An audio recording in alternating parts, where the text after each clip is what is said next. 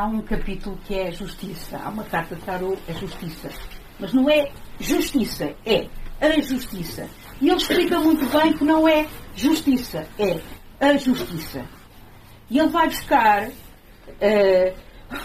um autor que ninguém deve ter lido, ou provavelmente ninguém assistiu a nenhuma peça encenada, que é o Joaquim Passo de Arcos. Ninguém? Só de nome. Como eu mesmo tendo encontrado aqui, e então ele utiliza esta peça para falar de uma coisa que é do século XXI, que é de 2024, vai ser 2025, que é o dinheiro. Que é o dinheiro. Dá-nos uma aula de economia, história da economia, absolutamente brilhante nesta, sobre a justiça e sobre os bancos. Este livro é de 1995. Vocês já viram que desde 1995 os bancos nos ensinaram. O sistema financeiro nos ensinou. Ele já sabia.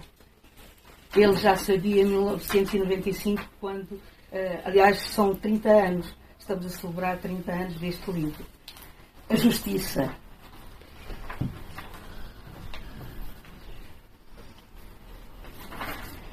E ele termina assim este capítulo.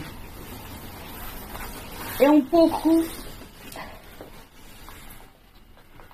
Essa é a tragédia, depois de explicar muito bem o que é a alta finança e a justiça dos bancos.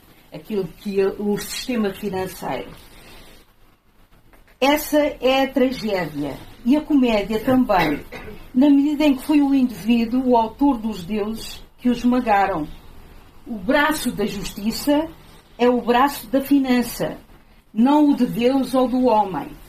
É um ponto de partida porque o teatro português esperava que não seja ainda, não tenha sido ou não costume ser um ponto de chegada. Isso fala não pela peça, mas pelos teatros e pelos encenadores portugueses, que adoram o trabalho de costura e a intragável linguagem do comum das traduções. Ele até diz-nos isso, dá-nos o remate. Vocês nunca ouviram falar da peça do Joaquim Passo de Arcos. Porquê? Porque preferem fazer as traduções e preferem, de alguma forma, estarem distraídos com outras coisas. E ele já tem aqui o braço da justiça, que é uma peça que ele, de alguma forma, revela. E todo o livro revela autores portugueses, não portugueses, mas, de algum modo, dá-nos uma lição, não de literatura, mas de biblioteca, ou de livraria, se quisermos. E então, querem ouvir o melhor capítulo, na minha opinião?